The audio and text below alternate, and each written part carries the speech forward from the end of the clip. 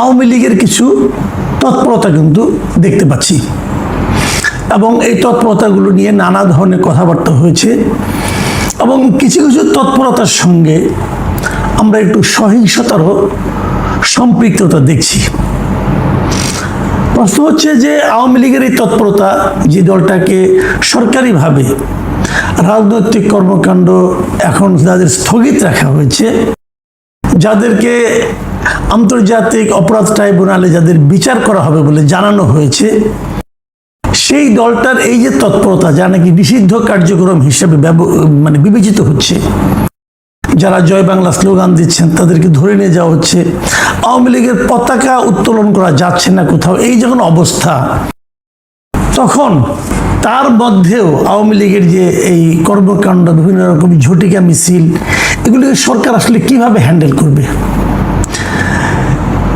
June মাসের 23 তারিখে আওয়ামী লীগের প্রতিষ্ঠা বার্ষিকী ছিল, সেখানেও আমরা দেখেছি সরকার সেটাকে নিয়ে নানা রকম প্রস্তুতিমূলক ব্যবস্থা নিয়েছে, যা নাকি সরকারের দুর্বলতাকেই সারা দুনিয়ার কাছে প্রকাশ করে দিয়েছে। অনেকেই বলছিলেন যে আওয়ামী লীগ কিভাবে রাজনীতিতে আবার ফিরে আসবে, আওয়ামী লীগ কি আবার ফিরে আসতে পারবে? যদি আওয়ামী লীগ ফিরে আসে তাহলে সেটা কি তাদের যে বর্তমান নেতৃত্ব, শেখ হাসিনার যে নেতৃত্ব, তাকে নিয়েই ফিরে আসবে? এর মধ্যে আবার শেখ হাসিনার একটা ঘোষণাও ছিল, তো উনি জানিয়েছেন যে উনি এই বছরের মধ্যে দেশে ফিরছেন। সেটাও কিন্তু আমাদের দেশের রাজনীতির ক্ষেত্রে এক ধরনের নতুন অস্থিরতার জন্ম দিতে পারে বলে কেউ কেউ বলেছেন। তো এর মধ্যে জুলাই এসে গেল। জুলাই আন্দোলনের সময় যারা জড়িত ছিলেন এর সঙ্গে এবং যারা নিজেদেরকে সেই জুলাই আন্দোলনের সিপাহসালার বা সোল এজেন্ট হিসেবে দাবি করছেন, তাদেরও নানা রকম তৎপরতা আমরা দেখতে পেলাম। তারা সারা দেশে পদযাত্রা করবে, কোথাও কোথাও করতে যে নানা ধরনের অপ্রীতিকর ঘটনাও কিন্তু হচ্ছে। এর মধ্যে যে কথাটা আমার কাছে আজকের এই আলোচনার জন্য আমি এই বিষয়টা আলোচনা করছি, যে বিষয়টা নিয়ে, সেই বিষয়টা কথাটা উল্লেখ করতে হয়। সেটা হলো যে আজকে প্রধানমন্ত্রীর যিনি উপদেষ্টা আছেন ডক্টর জাহেদ-উর-রহমান, তিনি একটা কথা বলেছেন, খুব গুরুত্বপূর্ণ কথা কিন্তু। সেটা হলো তিনি বলেছেন যে আওয়ামী লীগের নেতা কর্মীদের উদ্দেশ্যে বলেছেন যে তারা যে বিভিন্ন রকম মিছিল করছে, এ প্রসঙ্গে উনি বলেছেন যে তারা যেন রাষ্ট্রের আইন মেনে চলেন। এই কথাটা কিন্তু আমিও বহুবার বলেছি, যে আইনের মাধ্যমে আওয়ামী লীগের রাজনৈতিক কর্মকাণ্ডকে স্থগিত করা হয়েছে, সেই আইনটাকে আমি ব্যক্তিগতভাবে এবং আমার ধারণা আরও অনেকেই একটা কালো আইন বলবেন। মজার ব্যাপার হলো এই কালো আইনটা কিন্তু আওয়ামী লীগেরই তৈরি করা, নিজের আইনেই আওয়ামী লীগ ফেসেছে। আমি মনে করি এই ধরনের আইন থাকা উচিত না, কিন্তু সেই আইনটা আওয়ামী লীগ বিরোধী দলকে দমন করার জন্য তৈরি করেছিল এবং সেই আইনটা এখন আওয়ামী লীগের বিরুদ্ধে অন্তর্বর্তীকালীন সরকার প্রথমবার ব্যবহার করেছে এবং এই সরকার বিএনপি সরকার অন্তর্বর্তীকালীন সরকারের সেই ব্যবহারকে আইনগত বৈধতা দিয়েছে এবং তারাও সেটাই করছে। তো জাহেদুর রহমান সাহেব বলেছেন আওয়ামী লীগের নেতাকর্মীদের উদ্দেশ্যে যে তারা যেন রাষ্ট্রের আইন মেনে চলেন। এটুকু বলে ঠিক আছে। তারপরে উনি আরও কিছু কথা বলেছেন যেগুলো নাকি আওয়ামী লীগের নেতাকর্মীর জন্য খুবই গুরুত্বপূর্ণ বলে আমি মনে করি। তিনি কি বলেছেন আমি আপনাদেরকে হুবহু পড়ে শোনাচ্ছি। তিনি বলেছেন এখন পর্যন্ত তাদের কর্মকাণ্ড নিষিদ্ধ আছে, তারা একটু অপেক্ষা করুন। কথাটা খেয়াল করেন যে এখন পর্যন্ত তাদের কর্মকাণ্ড নিষিদ্ধ আছে, তো তারা একটু অপেক্ষা করুন। অপেক্ষা করার পর কি আর নিষিদ্ধ থাকবে না? বিষয়টা কিন্তু আপনি একভাবে ভাবেন, শোনার চেষ্টা করেন যে এখন পর্যন্ত নিষিদ্ধ আছে, এখন পর্যন্ত, তো আর একটু অপেক্ষা করতে হবে, তারপরে নিষিদ্ধ নাও থাকতে পারে। হ্যাঁ, কিভাবে না থাকতে পারে সেটা উনি জানিয়েছেন। উনি জানিয়েছেন যে আন্তর্জাতিক অপরাধ ট্রাইব্যুনালে আওয়ামী লীগেরকে নিষিদ্ধ করা হবে কি হবে না, আওয়ামী লীগের ব্যাপারে যে মামলাটা হয়েছে সেই মামলার বিষয়ে তদন্ত চলছে এবং সেই তদন্তের পর বিচার হবে। বিচারে যদি দেখা যায় যে আওয়ামী লীগ নিষিদ্ধ করা দরকার, তাহলে নিষিদ্ধ হবে এবং এই হওয়া না হওয়াটা পুরোপুরি আদালতের এখতিয়ার। আদালত সব পক্ষকে শুনে সিদ্ধান্ত নেবে। এখন এটা খুব ভালো কথা, কিন্তু এখন আমার কথাটা হলো এক জায়গায়, সেটা হলো আদালত যে সব পক্ষের কথা শুনে সিদ্ধান্ত নেবে, তাহলে আওয়ামী লীগের পক্ষে কথা বলবে কে? এটা কিন্তু একটা আমি মনে করি খুবই গুরুত্বপূর্ণ প্রশ্ন, যে আওয়ামী লীগের পক্ষে আন্তর্জাতিক অপরাধ ট্রাইব্যুনালে যে শুনানিটা হবে, যে যুক্তিতর্ক হবে, যে দুই পক্ষের যে কথাবার্তা হবে, সেখানে আওয়ামী লীগের পক্ষে কথা বলবে কে? বিএনপির কোনো উকিল, অথবা জামাতের কোনো উকিল, নাকি এনসিপির কোনো উকিল? তিন দলেরই সমর্থক উকিল আছেন, এখন তারাই কি আওয়ামী লীগের পক্ষে কথা বলবেন, নাকি আওয়ামী লীগের পক্ষের কোনো আওয়ামী লীগের মতবল, মানে আওয়ামী লীগকে সমর্থন করেন, এক ধরনের নৈতিকভাবে আওয়ামী লীগের রাজনীতির সঙ্গে একসময় জড়িত ছিলেন, এমন কোন উকিল অংশ নেবেন? যদি তেমন উকিল আওয়ামী লীগের পক্ষে যুক্তিতর্ক উপস্থাপন করেন ট্রাইব্যুনালে, তো সেই উকিলের মানে সেই আইনজীবীর নিরাপত্তা কে নিশ্চিত করবে? সামাজিকভাবে তাকে যে মবের শিকার হতে হবে না, সেটা কে নিশ্চিত করবে?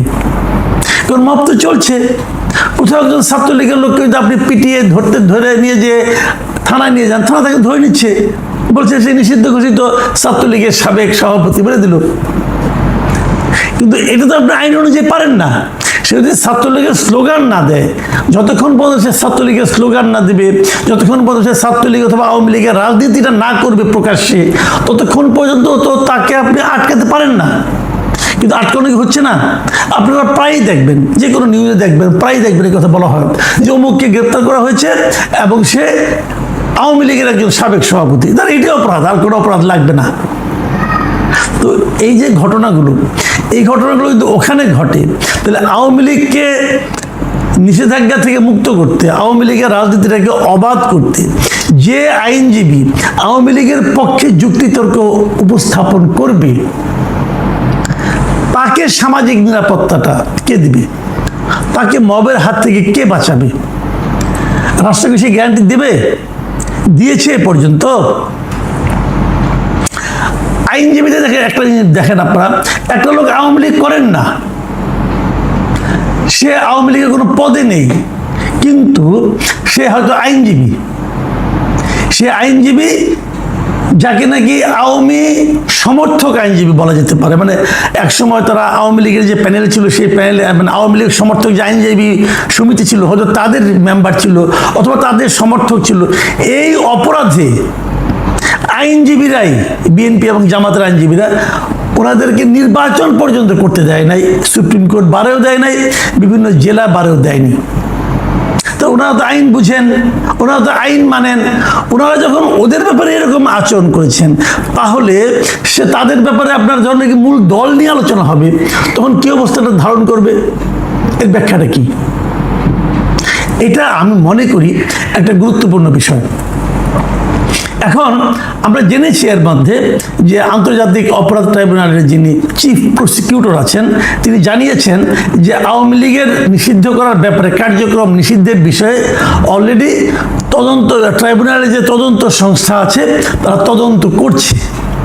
এখন সেই তদন্ত করে তারা কি পাবে না পাবে সেটা তারা ট্রাইব্যুনালকে জানাবে এবং তার উপর ভিত্তি করে এই মামলা চলবে। একটা জরুরি প্রশ্ন, সেটা হলো এই মামলা কতদিন চলবে? দেখুন, কতদিন চলবে এই জিনিসটা জরুরি এই কারণে যে যদি মনে করেন এটা 3 বছর চলে, তো বলা হয়েছে যে যতদিন মামলা চলবে ততদিন আওয়ামী লীগ কোনো রাজনৈতিক কর্মকাণ্ড করতে পারবে না। তো আওয়ামী লীগের নেতাকর্মীরা কি অতটুকু ধৈর্য ধারণ করবে? যেভাবে জাহিদুর রহমান বলছেন একটু অপেক্ষা করেন, সেই একটুটা কি 3 বছর নাকি 4 বছর? এই একটু অপেক্ষাটার মানে আপনার স্থায়িত্ব কতদিন? যদি 3 বছর হয় তাহলে সেটাকে আর একটু বলা যাবে? এখন জাহিদ সাহেব যখন বলেন একটু অপেক্ষা করেন, তখন আমি ধারণা করি হয়তো সেই জিনিসটা দ্রুতই হবে। এবং আমার যেন সব মিলিয়ে কেন যেন মনে হয় যে বোধহয় এই জিনিসটা একটু দ্রুতই হবে। কেন মনে হয় সেটাও বলি। যেমন ধরুন, সরকারের অ্যাটিচিউডটা কিন্তু আমি একটু একটু টের পাচ্ছি। এটা জাহিদুর রহমান সাহেবের কথায় যেমন টের পেলাম, 2 দিন আগে আমরা দেখেছি যে স্বরাষ্ট্রমন্ত্রী তিনিও কিন্তু এ সংক্রান্ত একটা বক্তব্য দিয়েছেন যেমন উনি জুলাই জাতীয় সম্মেলন যেটা হয়েছিল কদিন আগে চীনমৈত্রী সম্মেলন কেন্দ্রে, সেখানে উনি বলেছিলেন যে রাজনৈতিক দল হিসেবে আওয়ামী লীগের বিচার দাবি করেছি আমরা, অন্যরাও দাবি করেছেন, তদন্ত হচ্ছে, ইনশাল্লাহ খুব শিগগির রাজনৈতিক দল হিসেবে তাদেরকে বিচারের কাঠগড়ায় নিয়ে যাওয়া হবে। খুব ইতিবাচক দিক, কিন্তু বিচার মানেই কিন্তু ফাঁসি না, বিচার মানে অনেক সময় বিচারের মাধ্যমে অনেক সময় বেকসুর খালাসও পেয়ে যায়। আমি ব্যক্তিগতভাবে যদি আমি যদি বলি আমার কথাটা, আমি কিন্তু আওয়ামী লীগের রাজনীতি নিষিদ্ধের পক্ষে না, আমি আসলে কোনো রাজনৈতিক দলকে নিষিদ্ধের পক্ষে না, তাহলে আমার পার্সোনাল অপিনিয়ন।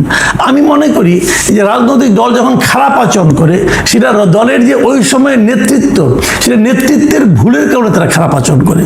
সারা দুনিয়ায় এই কারণে কিন্তু অনেক রাজনৈতিক দলের নেতৃত্বের পরিবর্তনটা আসে, কেন এই কারণে আসে, এদের আচরণটা ঠিক ছিল না, এই জন্য আসে।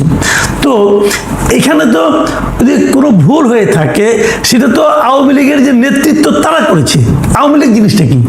আওয়ামী লীগ আর শেখ হাসিনা কিন্তু এক না, আওয়ামী লীগ আর ওবায়দুল কাদেরও কিন্তু এক না। ওবায়দুল কাদের মানে আওয়ামী লীগ, বিষয়টা তা নয়। ওবায়দুল কাদের হলো আওয়ামী লীগের একটা নেতৃত্ব, শেখ হাসিনা আওয়ামী লীগের একটা নেতৃত্ব। তো আওয়ামী লীগকে ব্যবহার করে যত লোক অন্যায় করেছেন, যত লোক খুন করেছেন, গণহত্যা করেছেন, যত লোক অপরাধ করেছেন, যত লোক লুটতরাজ করেছেন, এদের সবাইকে ওই অপরাধের কারণে বিচার করতে হবে। এই বিচারটা আমি দাবি করি। কিন্তু তার মানে আপনি দলটাকেই বলবেন যে এই দলটাকে আপনি তখনই করতে পারবেন যখন নাকি দলের গঠনতন্ত্রে সেই ধরনের কোনো কথা থাকবে। যদি দলের গঠনতন্ত্রে থাকে যে অমুককে অমুককে এই দল বলছে, এই দল সিদ্ধান্ত নিয়েছে, অমুককে অমুককে আমার প্রতিবাদ করে তাকে গুলি করে মেরে ফেলা হবে, যদি এই ধরনের কোনো গঠনতন্ত্রে লেখা থাকে, তখন দলের দায়। আর তা না হলে দলের যারা নেতৃত্বে থাকে তাদের দায়। এই জিনিসটা যদি থাকে, তাহলে আমার মনে হয় যে প্রকৃত বিচারটা হবে। আমি আশা করব তারা কিভাবে বিচার করবেন না করবেন। আমি কেবল একটা কথা বলি, অনেকেই বলেন, নানা ধরনের উদাহরণ দিয়ে বলেন যে দল একবার বিতাড়িত হয়, যে দল একবার জনগণ যে দলকে প্রত্যাখ্যান করে, সেই দলের ফিরে আসার ঘটনা সাধারণত নাই। কিন্তু এটাও কিন্তু সত্য, যখন কোনো ক্ষমতাযুক্ত দল আবার ফিরে আসে, সেটা যতটা না নিজের শক্তিতে আসে, তার চেয়ে বেশি আসে যে পরবর্তী সময় যে সরকার ক্ষমতায় থাকে তাদের দুর্বলতার কারণে। আজকে আওয়ামী লীগ নিয়ে এত আলোচনা হতোই না। আজকে আওয়ামী লীগ বিভিন্ন পর্যায়ে মিছিল করার সুযোগ সাহসী পেত না, যদি অন্তর্বর্তীকালীন সরকার, ডক্টর ইউনূসের সরকার যদি দেশটাকে ভালোভাবে চালাতে পারত।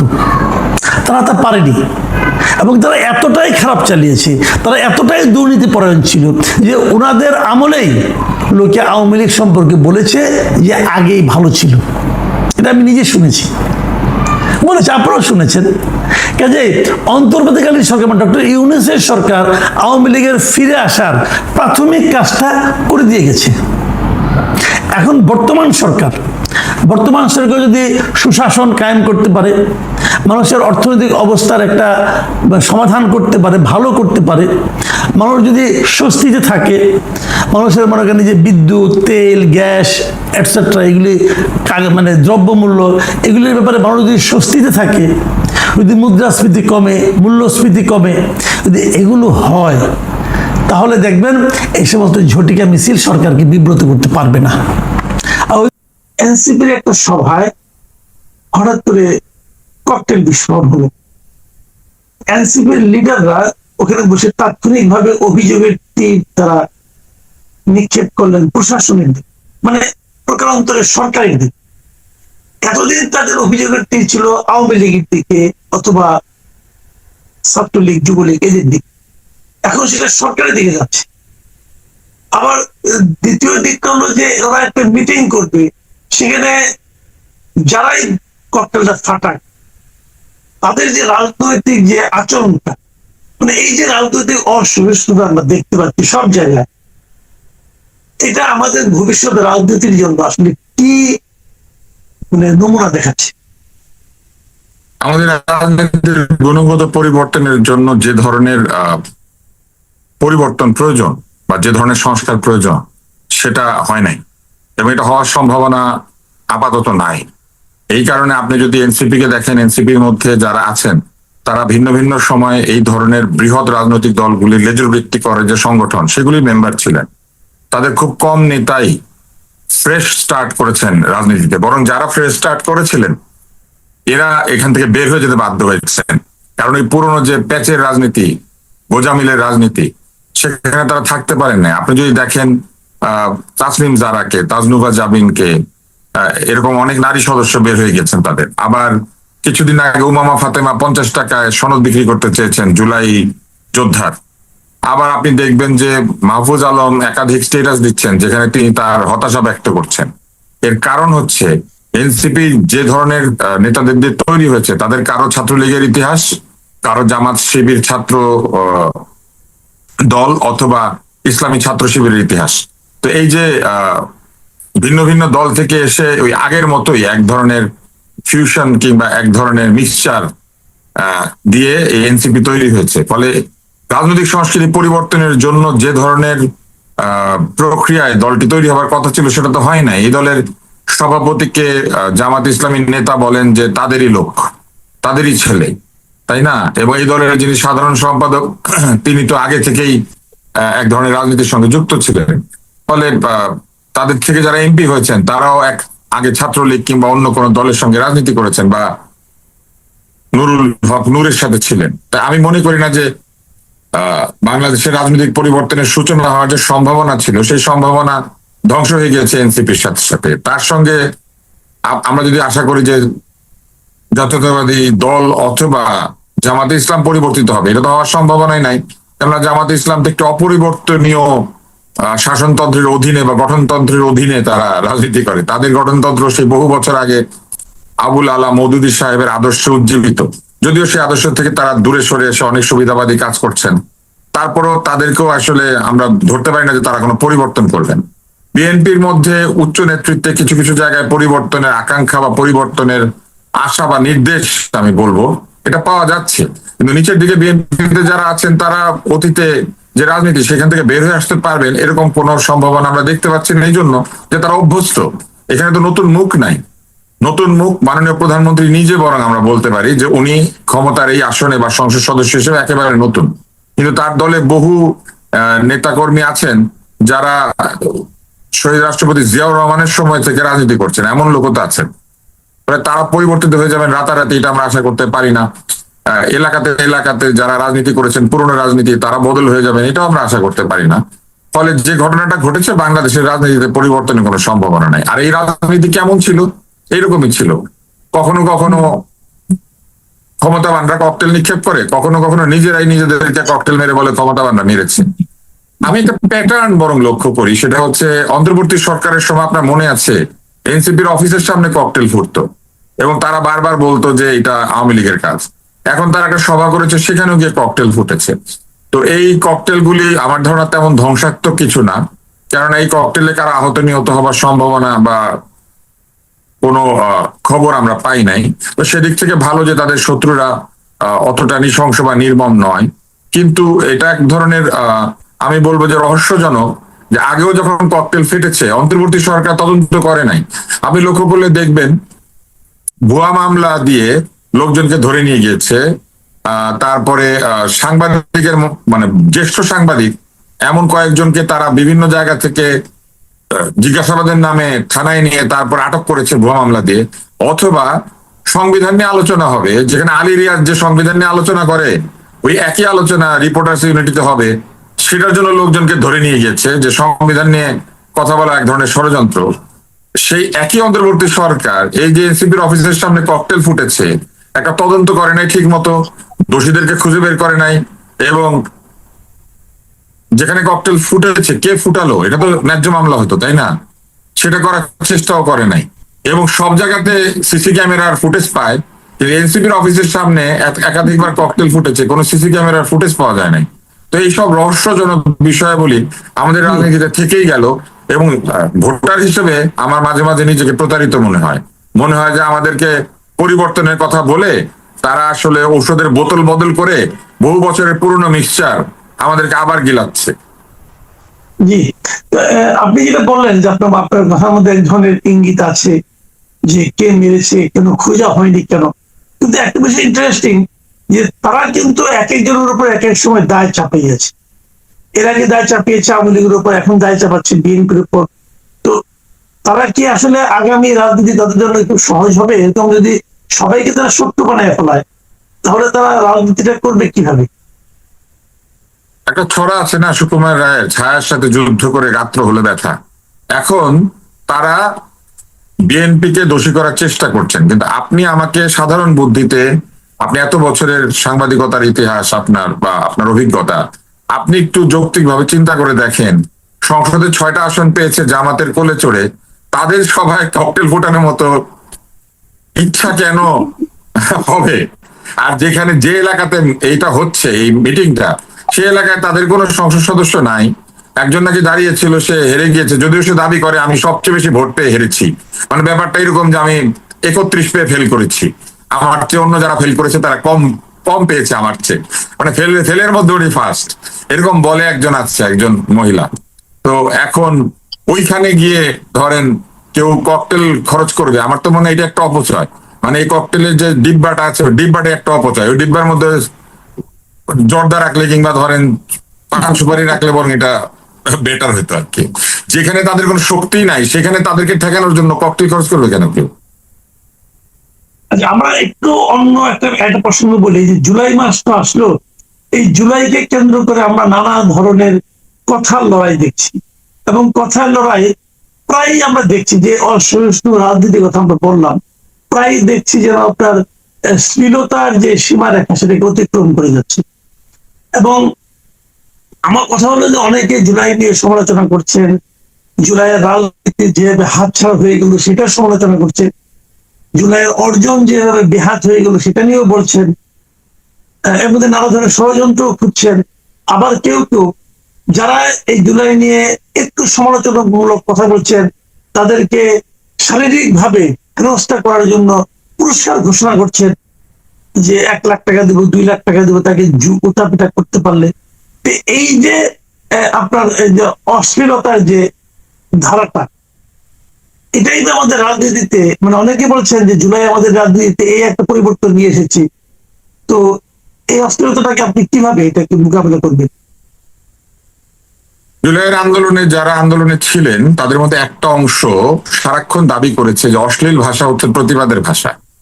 তো অশ্লীল ভাষা যদি প্রতিবাদের ভাষা হয়, তাহলে তাদের কোনো কর্মকাণ্ডে কেউ যদি প্রতিবাদী হয়ে ওঠে তাদের বিরুদ্ধে, তারাও তাহলে সেই ভাষাটাই ব্যবহার করবে, এটাই তো স্বাভাবিক। অশ্লীলতাকে তারা বলেছেন যে এটাকে অশ্লীলতা মনে করা যাবে না। আপনার যার বিরুদ্ধে ক্ষোভ, তার বিরুদ্ধে আপনি যদি এরকম ভাষা ব্যবহার করেন, এটা এক ধরনের প্রতিবাদের অস্ত্র। তো এখন মনে করেন যে জুলাইয়ের সঙ্গে যারা যুক্ত ছিল তাদের মধ্যে কেউ একটা অন্যায় কাজ করেছে, সেই অন্যায়ের প্রতিবাদে তাকে কেউ এই প্রতিবাদের ভাষায় কথা বলে বসলো, তারা আবার সেটা মানতে পারছেন না। এটা হচ্ছে এক ধরনের ডাবল স্ট্যান্ডার্ড। তারা গালি দিলে সেটা প্রতিবাদের ভাষা, তাদেরকে গালি দিলে সেটা প্রতিবাদের ভাষা না। প্রতিবাদের ভাষা একই তো হওয়ার কথা দুই দিকে। যেমন ধরেন যদি গানের একটা ভাষা থাকে, তাহলে সেই ভাষাটা দুই দিকে একই হওয়ার কথা না। যদি কবিতার একটা ভাষা থাকে, সেটা দুই দিকে একই হওয়ার কথা না। কিন্তু ওনাদের ব্যাপারটা খুব অদ্ভুত, ওনারা গালি দিলে সেটা প্রতিবাদ, আর অন্যরা গালি দিলে সেটা প্রতিবাদ না। তো এই যে একটা অবস্থা তারা তৈরি করেছেন, এটা কিন্তু তারাই করেছেন। এবং যারা অনেক গালি দিতে পেরেছে তাদেরকে তারা বীরের মর্যাদা দিয়েছেন, যে গালিগালাজ করে বীর হয়। এখন গালিগালাজ এমন একটা বিষয় যে এইটা কিন্তু প্রতিযোগিতায় নামলে এটা ক্রমশ খারাপ থেকে খারাপই হতে থাকবে। যেমন ভালোর সাথে ভালোর প্রতিদ্বন্দ্বিতা সকলে ভালো হইতে থাকে, সেরকম খারাপের সাথে প্রতিদ্বন্দ্বিতা করে আরো নিচ, আরো অশ্লীল, আরো জঘন্য ভাষার অবতারণা হবে, সেটাই হচ্ছে। এইটাকে এখন যদি তারা মনে করেন যে না, তারা সবকিছু থেকে প্রতিরক্ষার মধ্যে থাকবেন, তারা একটা দেয়ালের মধ্যে থেকে, দেয়ালের পেছন থেকে অন্যদেরকে বিষ্ঠা নিক্ষেপ করবেন, অন্যদেরকে গালি দিবেন, অন্যদেরকে জুতা নিক্ষেপ করবেন, তাহলে সেটা তো আসলে একটা অবাস্তব চিন্তা হবে। একটা এলাকায় যখন আপনি সর্বত্র গু ছিটিয়ে দিয়েছেন, তখন ওইখানে সবচেয়ে পরিষ্কার লোকটার গায়ে গু লাগবে, সবচেয়ে ময়লা লোকটার গায়ে গু লাগবে, এটাই স্বাভাবিক, এবং সেটাই হচ্ছে এখন। আরেকটা বিষয় খুব অদ্ভুত, সেটা হচ্ছে যে তারা পুরস্কার ঘোষণা করছেন। আপনি আমাকে বলেন, এত জনপ্রিয় যারা, তাদেরকে পুরস্কার ঘোষণা করতে হবে কেন? কাউকে টাকার লোভ দেখাতে হবে কেন যে আমি টাকা দিব তুমি এটা করে আসো? যারা জুলাই আন্দোলন করেছিল তারা কি টাকা নিয়ে সেখানে গিয়েছিল? তা তো না, তারা তো টাকার জন্য জুলাই আন্দোলনে যায় নাই। তাহলে জুলাই আন্দোলনের বিপরীতে কেউ কথা বলেছে, সেই কথার প্রতিবাদ তারা করবেন প্রতিবাদের ভাষায় কিংবা প্রতিবাদের যে নিয়ম সেই নিয়ম অনুযায়ী। কিন্তু তাদেরকে বলতে হচ্ছে টাকা দিব গিয়া প্রতিবাদ করো, তাহলে টাকা কেন দিতে হবে? আর টাকাই যদি দিবেন তাহলে একটা ছাত্র নেতা 2 লক্ষ টাকা কোত্থেকে পায়? এই 2 লক্ষ টাকা সেই কাজে না দিয়ে বরং একটা ভালো কাজে দিত, তাই না? এই 2 লক্ষ টাকা সে কোত্থেকে পেয়েছে, কোথা থেকে পাবে? একটা বিষয় মনে রাখতে হবে যে যে একটা পুরস্কার ঘোষণা করতে পারে 2 লক্ষ টাকার, তার পকেটে অন্তত এর চেয়ে 5-10 গুণ বেশি টাকা থাকতে তো হবে। একটা সাধারণ লোক যখন একটা গিফট কিনে দেয়, কাউকে একটা উপহার দেয়, পকেটে অন্তত 10,000 টাকা থাকলে সে 5,000 টাকার গিফট কিনতে পারে। তো সেই অর্থে আমরা চিন্তা করতে পারি যে তার নিশ্চয়ই 2 লক্ষ টাকা সে দিবে বলেছে, অন্তত 4 লক্ষ টাকা আছে। এখন এটা আমার জানার ইচ্ছা যে 4 লক্ষ টাকা আয় করা কি খুব সোজা? বাংলাদেশে 1 বছরে 4 লক্ষ টাকা আয় করবে যে তার কর মাফ করা হয়েছে। মানে বাংলাদেশের অধিকাংশ লোক 4 লক্ষ টাকার নিচে আয় করে, আর এই লোক 2 লাখ টাকা দিয়ে দিচ্ছে এখনই, আয়কর দেয়। এটা আমার খুব জানার ইচ্ছা। আচ্ছা, আমরা একটু অন্য প্রসঙ্গে যাই। নাকি বাপের টাকা দিচ্ছে, মায়ের টাকা দিচ্ছে? তাদের বাপ মা যদি তার ছেলেকে এত টাকা দেয়, আমি তাদের কাছে অনুরোধ করবো যে অনেক ভালো মানুষ আছে, তারা কষ্টে আছে, তাদেরকে বরং আপনার এই টাকাটা দেন। আপনার ছেলেকে দিলে তো একে তাকে এরকম উপহার বা পুরস্কার ঘোষণা করে 2 লাখ করে দিয়ে ফেলবে। তার চেয়ে বরং টাকাটা ভালো কোথাও দিয়ে আসেন, ছেলেকে দিয়েন না। আর ছেলে যদি এত টাকা আয় করে তাহলে অবশ্যই আমরা ধরে নিচ্ছি সে প্রচুর আয় করে, কারণ কোনো এক মাসে সে 2 লাখ টাকা দিয়ে ফেলতে পারলে বছরে অন্তত তার করযোগ্য আয় আছে। জি, আমরা একটু অন্য একটা প্রসঙ্গে যাচ্ছি। গত 2 দিন ধরে আমরা দেখছি যে সারা দেশে একটা বিষয় নিয়ে আলোচনা হচ্ছে, সেটা হলো যে যুক্তরাষ্ট্রের স্বাধীনতা দিবস উদযাপন, এবং সেটা জাতীয় সংসদের দক্ষিণ প্লাজায় বেশ জাঁকজমকের সঙ্গে উদযাপিত হয়েছে। এটা নিয়ে আমি বিস্তারিত আর বলি না, আপনি সবই জানেন। এই বিষয়টাকে আপনি আসলে কিভাবে দেখছেন? আমি শুধু এতটুকুই বলবো, স্ট্যাটেন আইল্যান্ড বলে একটা জায়গা আছে নিউ ইয়র্কে, ওখানে স্ট্যাচু অফ লিবার্টি আছে। ওটার নিচে দাঁড়ায় আপনি বাংলাদেশের কোন অনুষ্ঠান করতে পারবেন? ওটা কিন্তু ওদের সংসদ না, কিচ্ছু না। ওইটার নিচে দাঁড়িয়ে আপনি এই ধরনের একটা অনুষ্ঠান করতে পারবেন, অন্য দেশের স্বাধীনতা উদযাপন করতে পারবেন? আমার মনে হয় না পারা যাবে। স্ট্যাটেন আইল্যান্ডে যেতে গেলে পারমিশন নিয়ে যেতে হয়। মাঝখানে বহুদিন স্ট্যাটেন আইল্যান্ডে যাওয়া বন্ধ ছিল, স্ট্যাচু অফ লিবার্টি আছে ওইখানে। তো আমেরিকার সংসদ কিংবা আমেরিকার সিনেট, কংগ্রেস, ক্যাপিটল হিল, আমেরিকার যেটা আইনসভা যেখানে বসে, ক্যাপিটল হিলের সামনে দাঁড়িয়ে এটা পারবেন? ওয়াশিংটন মনুমেন্টের সামনে পারবেন? আমাদের সংসদ ভবন আমাদের এই রাষ্ট্রের সবচেয়ে গুরুত্বপূর্ণ ভবন, যেখানে বাংলাদেশের জনগণের ভাগ্য নির্ধারিত হয়, তার অর্থনৈতিক ভাগ্য, তার রাজনৈতিক ভাগ্য, তার আইনি ভাগ্য, তার ধনী গরিব যে বৈষম্য, সেই বৈষম্য দূরের ভাগ্য, এই সব সেখানে হয়। আমাদের সংসদ আমাদের একটি প্রতীক, এবং সেইখানে বাংলাদেশের পতাকা উঠবে, এটাই স্বাভাবিক। সেইখানে ধরেন অন্য কোন একটা দেশের পতাকা উঠছে, এটা আমাদের দেখতে ভালো লাগে না। হতে পারে এটা বিরাট কূটনৈতিক একটা সম্পর্ক, হতে পারে অনেক বন্ধুত্ব, মানে অনেক বন্ধুত্ব হলে কি আপনার বন্ধুকে আপনি কি আপনার শোবার ঘরে নিয়ে রাখেন? এটা তো রাখেন না। সেরকম আপনি কি ওরকম একটা গুরুত্বপূর্ণ ঘরে তাকে আনবেন বা তার সামনে তাকে এনে এই আনন্দ করতে দিবেন? এটা আমার কাছে, আমি জানি না। এটা আমি যেহেতু জুলাই আন্দোলনের লোকজন অনেক আধিপত্য আধিপত্য বলে অনেক শব্দ বলতো, তো তো এখন আমার এটা দেখে মনে হচ্ছে যে এরা আসলে ভণ্ড। এরা এই আধিপত্য নিয়ে ওরা যেসব কথাবার্তা বলতো, এর মধ্যে এক ধরনের হিপোক্রেসি আছে। না, আমার কথা হলো যে যেমন ধরেন জাতীয় সংসদ প্রাঙ্গণে যুক্তরাষ্ট্রের পতাকা উত্তোলিত হলো, ছিল বাংলাদেশের পতাকা ছিল পাশে। তো এই যে ভিন্ন দেশের পতাকা আমরা সংসদ ভবন উঠালাম, এবং যুক্তরাষ্ট্র তো অবশ্যই পৃথিবীর সবচেয়ে বড় মানে পাওয়ারফুল কান্ট্রি, সবচেয়ে মানে আপনার ক্ষমতাধর দেশ, এবং সেই দেশের সরকার সামরিক ক্ষমতাধর, সবচেয়ে বড় সামরিক ক্ষমতাধর দেশ, সামরিক ক্ষমতাধর।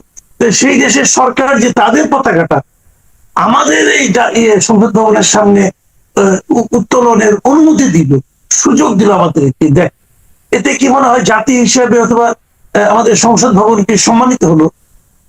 বাড়তি কোনো সম্মান? জানি না, এটা আমাদের কাছে দৃষ্টিকটু মনে হয়েছে। সম্মান অসম্মানের বিষয়ে জানি না। অনেক সময় অনেক সম্মান আছে, সেটাও দৃষ্টিকটু লাগে, লাগে না? অনেক সময় লাগে। কিন্তু আমার কাছে একাধিক এরকম সম্মান আমার কাছে খুব দৃষ্টিকটু লেগেছিল। তো এরকম বহু সম্মান আছে, অতীতে আমরা দেখেছি অনেকে পেয়েছেন, এগুলো আমার কাছে মনে হতো যে খুব দৃষ্টিকটু।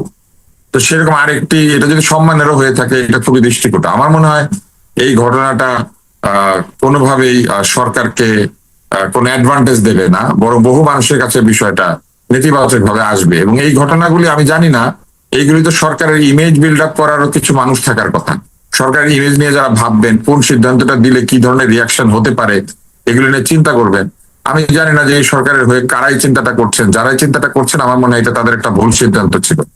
নিয়ত শেখ হাসিনা তার নেতাকর্মীদের সঙ্গে কথায় যে নিয়মিতভাবে বলছেন তিনি আসছেন, এবং আন্তর্জাতিক সংবাদ মাধ্যমের সঙ্গে সর্বসাম্প্রতিক সাক্ষাৎকারে যে তিনি বলে দিয়েছেন যে তিনি এবছরের মধ্যেই দেশে ফিরছেন, এবং সেটা আবার বারবার নেতাকর্মীদের বলছেন যে সরকার জেলখানা প্রস্তুত করুক, ফাঁসির মঞ্চ প্রস্তুত করুক, আমি তো আসছি এবছরের মধ্যেই, তাতে এদের হৃদকম্প আরো বেড়ে গেছে। এই যে বিএনপির সালাউদ্দিন আহমেদ স্বরাষ্ট্রমন্ত্রী, কিংবা গতকালকেই প্রধানমন্ত্রীর অত্যন্ত ঘনিষ্ঠজন, প্রধানমন্ত্রীর তথ্য উপদেষ্টা ডাক্তার জাহেদ যে শেখ হাসিনা সম্পর্কে মন্তব্য করে বসলেন, মানে এতে একটা জিনিস প্রমাণ হয় যে এদের ভেতরে এই ভয় নাই বলে নিজেদেরকেই সান্ত্বনা দেওয়ার যে একটা জরুরত, সেটা ক্রমাগতভাবে বাড়ছে। কারণ এই দলটি সবচেয়ে ভালো জানে যে কোনো দলকে, আওয়ামী লীগের মতো দলকে দাফন করে দেওয়া এত সহজ নয়। প্রথমে সালাউদ্দিন আহমেদ জুলাই স্মরণে বিএনপি যে আলাদা করে একটা স্মরণ সভা করেছে, যে স্মরণ সভা থেকে সালাউদ্দিন আহমেদ ঘোষণা দিয়েছেন যে তার নেতা নির্বাসনে ছিলেন বলেই, মানে লন্ডনে ছিলেন বলেই, আর তিনি ভারতের শিলংয়ে নির্বাসনে ছিলেন বলেই আল্লাহর কি মহিমা, তারা শেখ হাসিনা সরকারের পতন 2024 আগস্টে ঘটাতে পেরেছেন। এখন শেখ হাসিনাও তো নির্বাসনে আছেন, শেখ হাসিনাও আছেন ভারতের দিল্লিতে। এখন সালাউদ্দিন আহমেদের মতো নেতা যদি শিলংয়ে নির্বাসনে থেকে 9 বছর শেখ হাসিনা সরকারের পতন ঘটিয়ে ফেলতে পারে, তাহলে শেখ হাসিনা যে ভারতের দিল্লিতে রাষ্ট্রীয় অতিথি হয়ে থেকে আর যা উদ্দেশ্য, সে উদ্দেশ্য সাধনে সকল রকম যোগাযোগ আর সংযোগ স্থাপন করতে পারছেন, তা তো একরকম নিশ্চিতভাবেই বলা যায়।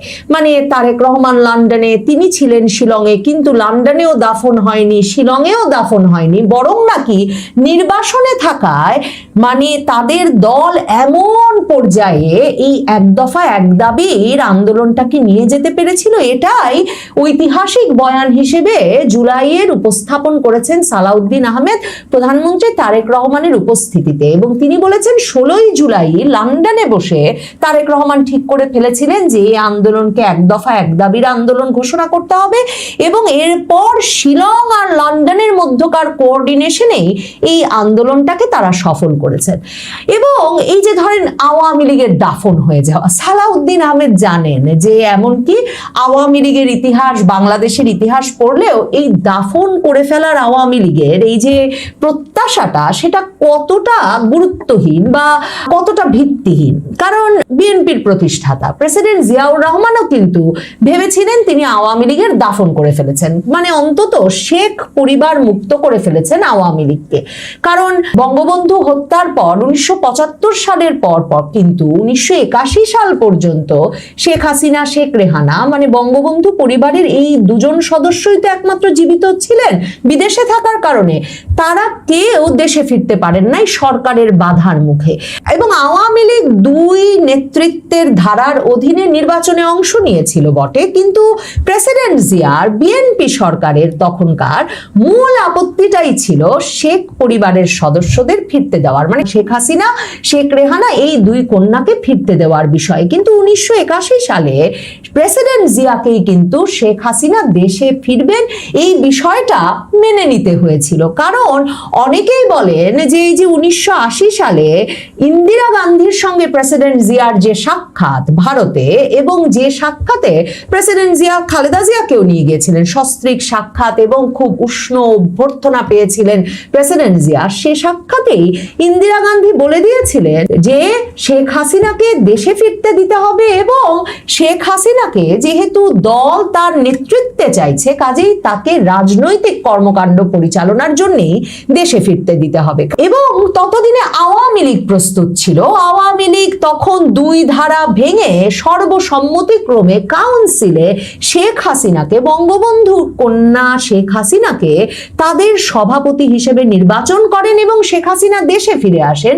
দেশে ফিরে এসে তিনি আওয়ামী লীগকে ঐক্যবদ্ধ করেন, পুনর্গঠন করেন, সারা দেশ ঘুরে আওয়ামী লীগকে পুনরুজ্জীবিত করে তোলেন। কাজেই তারেক রহমান জানেন, বিএনপির নেতৃবৃন্দ জানেন, এবং রাজনীতি যারা বোঝেন, দেশ জাতি বিভিন্ন দেশের মধ্যকার সম্পর্ক, পররাষ্ট্রনীতি এগুলো যারা বোঝেন, তারা বোঝেন যে এই শেখ হাসিনা দেশে ফিরবেন কি ফিরবেন না, শেখ হাসিনা দেশে ফিরতে পারবেন কিনা, সেটা প্রথমত নির্ভর করে শেখ হাসিনা তার নেতা কর্মীদেরকে যে নির্দেশনা দিয়ে দিয়েছেন যে তিনি 6 মাসের মধ্যে ফিরবেন, এবছরের মধ্যে ফিরবেনই। কাজেই দল যাতে সর্বত প্রস্তুত হয়, এবং দলীয় নেতারা বলছেন শেখ হাসিনা ফিরলে কেউ তো আসলে জনস্রোত ঠেকিয়ে রাখতে পারবে না। কাজেই শেখ হাসিনা সেটা যেমন প্রস্তুত করছেন, তিনি যে ঘোষণা দিয়ে দিয়েছেন আন্তর্জাতিক সংবাদ মাধ্যমে এবছরই ফিরবেন, এবং তারপর মানে new York, Japan, Australia, Canada বিভিন্ন দেশের সংবাদ মাধ্যম যে এটা শিরোনাম করছে যে শেখ হাসিনা বাংলাদেশের সাবেক প্রধানমন্ত্রী, তিনি মৃত্যুদণ্ডের রায় মাথায় নিয়ে দেশে ফেরার ঘোষণা দিয়েছেন। শেখ হাসিনা নিশ্চিতভাবেই একটা পরিস্থিতি অনুকূলে না এনে বা বিভিন্ন শক্তিশালী পক্ষের সঙ্গে আলোচনা ব্যতি রেখে বা পরিস্থিতি আসলে বিবেচনা না করে এমন একটা সিদ্ধান্তের কথা আন্তর্জাতিক সংবাদ মাধ্যমে কিংবা সবচেয়ে গুরুত্বপূর্ণ যেটা তার দলীয় নেতা কর্মী সমর্থকদের উদ্দেশ্যে জানিয়ে দেন নাই। তারেক রহমান সরকার, বিএনপি সরকার সেটাতেই সবচেয়ে উদ্বিগ্ন হয়ে পড়েছে। মানে আওয়ামী লীগ যদি মাঠে চলে আসে, শেখ হাসিনা যদি মাঠে চলে আসে, তাহলে রাজনৈতিকভাবে বিএনপির পক্ষে আওয়ামী লীগের যে দুর্দমনীয় শক্তি তখন হবে, সেটাকে কি মোকাবেলা করা সম্ভব হবে? তারেক রহমান সরকার জানে যে তারা ক্ষমতায় এসেছেন একক সংখ্যাগরিষ্ঠতা পেয়ে বটে, তবে এমন একটা নির্বাচন আয়োজনের মাধ্যমে যে নির্বাচনটাকে ভাগাভাগির নির্বাচন বলা যায়, নিশ্চিতভাবে যে নির্বাচনে তারা আওয়ামী লীগকে নিষেধাজ্ঞার বেড়াজালে আটকে রেখে নির্বাচন থেকে দূরে রেখেছেন, এবং মূলত তারা মিলে মানে জামায়াতে ইসলামী, জাতীয় নাগরিক পার্টি আর বিএনপি মিলে নির্বাচন করেছেন, এবং বিএনপির এক রকমের আনুকূল্যেই জামায়াতে ইসলামী, জাতীয় নাগরিক পার্টিকে একটা সম্মানজনক আসন ছেড়ে দেওয়া গেছে।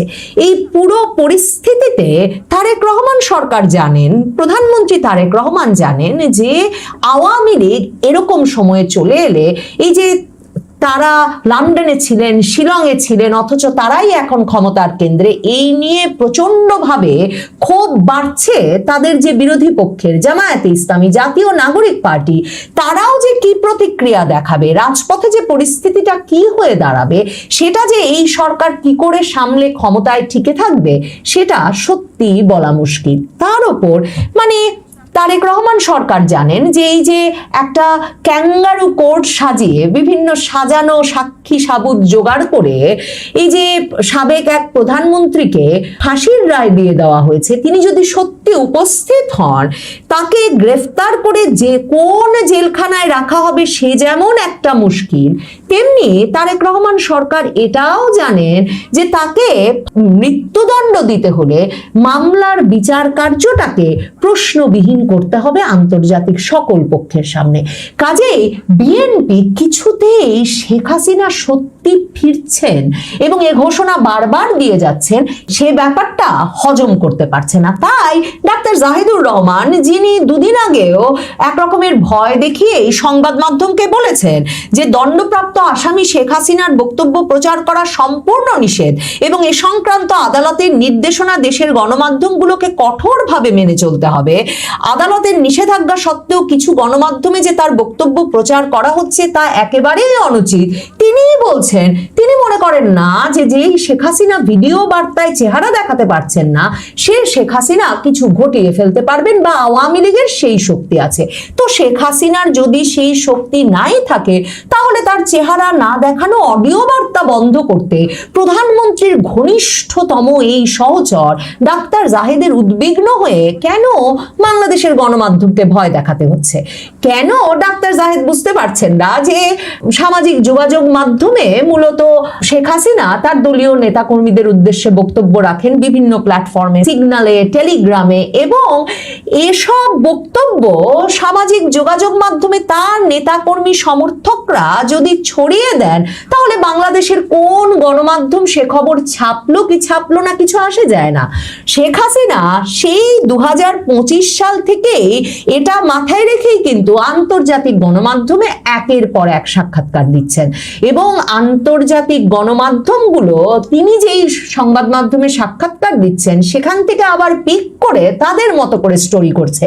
এমনকি রয়টার্সের মতো বার্তা সংস্থা ঘন ঘন নিয়মিত তার বিষয়ে স্টোরি করছে। কাজেই এসব প্রতিবেদন ঠেকিয়ে রাখার ক্ষমতা তো আর তারেক রহমানের তথ্য উপদেষ্টার নাই।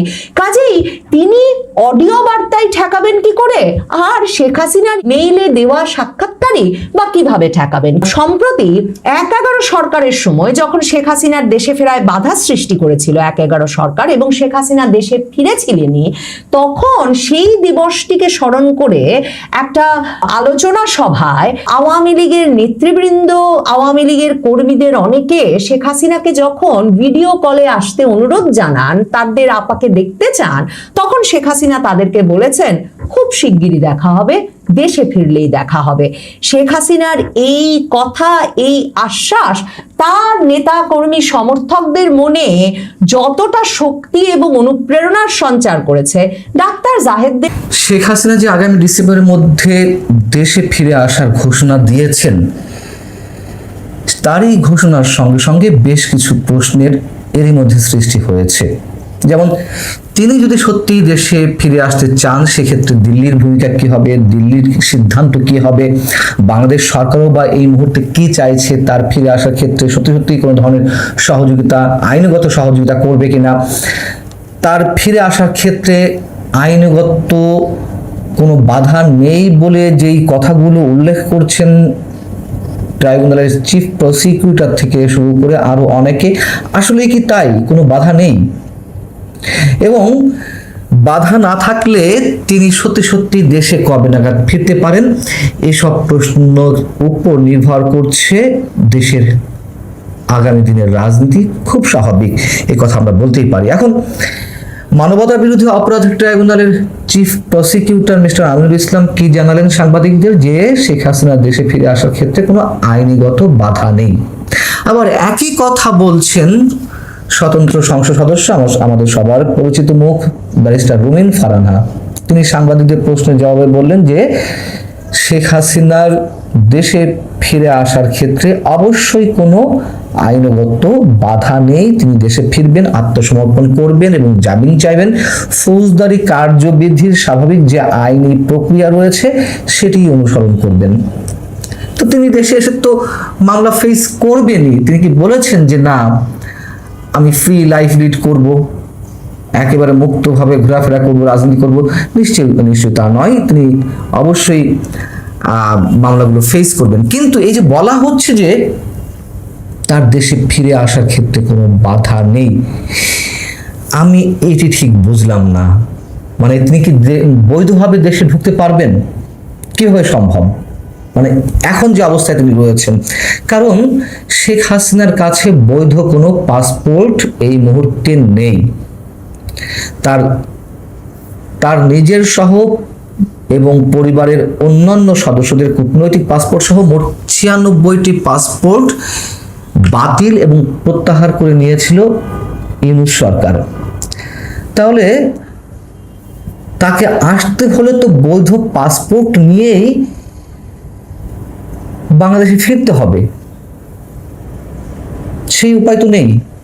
তাহলে কি করতে হবে? তাকে আবেদন করতে হবে ট্রাভেল পাসের জন্য। ভারতে বাংলাদেশের যে হাই কমিশন রয়েছে সেখানে তিনি আবেদন করবেন, এবং সেক্ষেত্রে সরকারের সিদ্ধান্তের প্রয়োজন রয়েছে, সরকারের অনুমতির প্রয়োজন রয়েছে। তাহলে কেন এ কথা বলা হচ্ছে যে তার ফেরার ক্ষেত্রে কোনো আইনগত বাধা নেই? যদিও এই বক্তব্যটি দিয়েছেন চিফ প্রসিকিউটর আমিনুল ইসলাম, কিন্তু এখনো পর্যন্ত সরকারের পক্ষ থেকে কোনো ধরনের কোনো প্রতিক্রিয়া আমরা আনুষ্ঠানিকভাবে পাইনি। যদিও শেখ হাসিনা গত 2 মাস ধরে বলে আসছেন যে তিনি যে কোনো সময় দেশে ফিরবেন, এবং একেবারে টাইম ফ্রেম বেঁধে দিয়ে স্পেসিফিক্যালি তিনি তো উল্লেখ করলেন যে এই বছর ডিসেম্বরের মধ্যে তিনি দেশে ফিরবেন। তারপরেও সরকারের পক্ষ থেকে কোনো ধরনের কোনো মন্তব্য আমরা এই পর্যন্ত পাইনি। আওয়ামী লীগের দাফন হয়ে গেছে, দাফন সম্পন্ন হয়েছে দিল্লিতে, আওয়ামী লীগ আর রাজনীতি ফেরার সুযোগ নেই, এ ধরনের অনেক বক্তব্য আমরা শুনেছি। খোদ জাতীয় সংসদে দাঁড়িয়ে স্বরাষ্ট্রমন্ত্রী বলেছেন। কিন্তু শেখ হাসিনা দেশে ফেরানোর ক্ষেত্রে তিনি যে ইচ্ছা পোষণ করেছেন সে সম্পর্কে একেবারে মুখে কুলু পেটে বসে থাকা হয়েছে। এমনকি গত 4 মাসে সরকার নতুন করে ভারত সরকারের কাছে কোনো প্রকার কোনো চিঠি দেয়নি। বর্তমান বিএনপি সরকার যা চিঠিপত্র দেওয়া হয়েছে ডক্টর ইউনূস সরকারের সময় দেওয়া হয়েছে, এই সরকারের সময় দ্বিপাক্ষিক আলোচনায় হাসিনা প্রত্যাবর্তনের বিষয়টি উত্থাপন করা হয়েছে প্রত্যর্পণ চুক্তির আওতায়, কিন্তু তারপরেও সেই বিষয়ে কোনো ধরনের কোনো লিখিত নথিপত্র বাংলাদেশ সরকারের পক্ষ থেকে, বর্তমান সরকারের পক্ষ থেকে দেওয়া হয়নি। তার মানে হচ্ছে শেখ হাসিনা ফিরে আসুক এটি সরকার চায় না, মোটামুটি আমরা এই পর্যন্ত বলতে পারি, যদি সরকারের পক্ষ থেকে নতুন কোনো অগ্রগতি না হয়। এবং এর আগে অসংখ্যবার আমি বলেছি, ডক্টর ইউনূস সরকারের সময় থেকে বলে আসছি যে ইউনূস সরকারও চায় না শেখ হাসিনা ফেরত আসুক। তৎকালীন যে রাজনৈতিক দলগুলো ছিল, মানে বিএনপি বা জামাত ইসলামী, এনসিপি, তারাও চায়নি, এখনো চাইছে না। এখনো জামাত ইসলামী, এনসিপি চাইছে না। মনে করুন যে এনসিপি যে চাইছে না তার বড় প্রমাণ হচ্ছে তারা অনেক বড় বড় কথা বলছে, শেখ হাসিনা ফিরে আসবে না, সে কি পাগল হয়েছে, সে কি এসে ফাঁসির কাজটা ঝুলবে নাকি, এগুলো স্রেফ বাগাড়ম্বর। এনসিপি যেভাবে মব ক্রিয়েট করলো আওয়ামী লীগকে নিষিদ্ধ করতে, বঙ্গভবন ঘেরাও করে ডক্টর ইউনূস সরকারের সময়, মব ক্রিয়েট করার তো আমরা কেউ আশাই করি না, কিন্তু সরকারের উপর তো কেউ চাপ প্রয়োগ করেনি এখনো পর্যন্ত যে হ্যাঁ তিনি যখন ফেরত আসতে চাইছেন তাকে ফেরত আনা হোক, দেখি শেখ হাসিনা এখন কি বলেন, তার ট্রাভেল পাসের ব্যবস্থা করা হোক। সরকারের উপর তো এই ধরনের কোনো কিছুই জোর দিয়ে কিছু বলা হয়নি। হিসাব একেবারে ক্লিয়ার। তো ভারতের সিদ্ধান্ত কি হতে পারে? শেখ হাসিনা যদি নিজ থেকে ফিরতেই চান এবং সরকার যদি সে ধরনের কোনো প্রক্রিয়া অবলম্বন করেন তার ফিরে আসার ক্ষেত্রে, ভারত বাধা দেবে না। তার কারণ কি?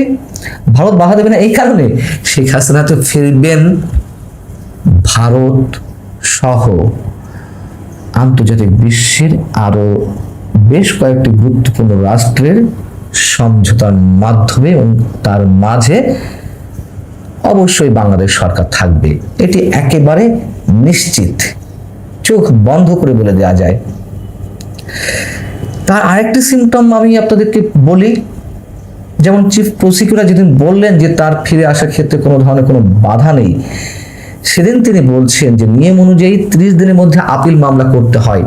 যেহেতু শেখ হাসিনার বিরুদ্ধে মৃত্যুদণ্ডের রায় হয়েছে এবং এই রায়ের 30 দিনের মধ্যে আপিল করার বিধান, কিন্তু শেখ হাসিনার তরফ থেকে তো এই ধরনের কোনো আপিল করা হয়নি। তাই তিনি বলছেন সাবেক প্রধানমন্ত্রী দেশে ফেরার পর এই বিষয়ে আপিল আদালত প্রয়োজনীয় নির্দেশ দেবে। অর্থাৎ তিনি আসার সঙ্গে সঙ্গে যে রায় হয়ে আছে তিনি আপিল করেননি, এই জন্য ধরেই তাকে ফাঁসিতে ঝুলানো হবে তা নয়, তার জন্য আগে থেকেই পথ বাতলে দেওয়া রয়েছে। তিনি বলছেন যে আপিল বিভাগই এই বিষয়ে সিদ্ধান্ত নেবে এবং তিনি দেশে ফিরে আসতে পারলে ভালো হয়। তো ভালো হয় তো ব্যবস্থা নেন। এবং যতটুকু শোনা যাচ্ছে, আমি রেফারেন্স দিয়ে, শেখ হাসিনার দেশে ফিরে আসার ক্ষেত্রে অবশ্যই কোনো আইনগত বাধা নেই, তিনি দেশে ফিরবেন, আত্মসমর্পণ করবেন এবং জামিন চাইবেন। ফৌজদারি কার্যবিধির স্বাভাবিক যে আইনি প্রক্রিয়া রয়েছে সেটি অনুসরণ করবেন। তো তিনি দেশে এসে তো মামলা ফেস করবেনই। তিনি কি বলেছেন যে না আমি ফ্রি লাইফ লিড করব, একেবারে মুক্তভাবে ঘোরাফেরা করব, রাজনীতি করব? নিশ্চয়ই তা নয়। তিনি অবশ্যই মামলাগুলো ফেস করবেন। কিন্তু এই যে বলা হচ্ছে যে তার দেশে ফিরে আসার ক্ষেত্রে কোনো বাধা নেই, আমি এটি ঠিক বুঝলাম না। মানে তিনি কি বৈধভাবে দেশে ঢুকতে পারবেন? কিভাবে সম্ভব? মানে এখন যে অবস্থায় তিনি রয়েছেন, কারণ শেখ হাসিনার কাছে বৈধ কোনো পাসপোর্ট এই মুহূর্তে নেই। তার নিজের সহ এবং পরিবারের অন্যান্য সদস্যদের কূটনৈতিক পাসপোর্ট সহ মোট 96টি পাসপোর্ট বাতিল এবং প্রত্যাহার করে নিয়েছিল ইউনূস সরকার। তাহলে তাকে আসতে হলে তো বৈধ পাসপোর্ট নিয়েই বাংলাদেশে ফিরতে হবে, সেই উপায় তো নেই। তাহলে কি করতে হবে? তাকে আবেদন করতে হবে ট্রাভেল পাসের জন্য।